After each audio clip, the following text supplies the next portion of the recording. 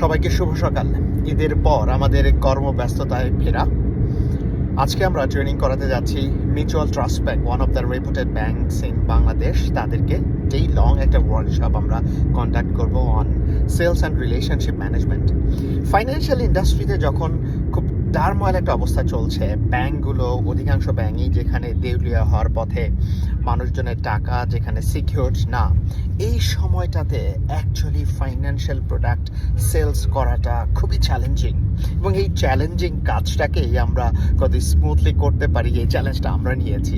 কাজ করব mutual trust ব্যাংকের যারা রিলেশনশিপ ম্যানেজার হিসেবে কাজ করছেন তাদের সাথে।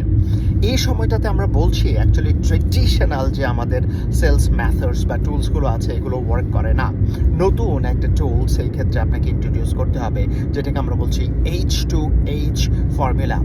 এটা কি হিউম্যান টু হিউম্যান ইন্টারাকশনটাকে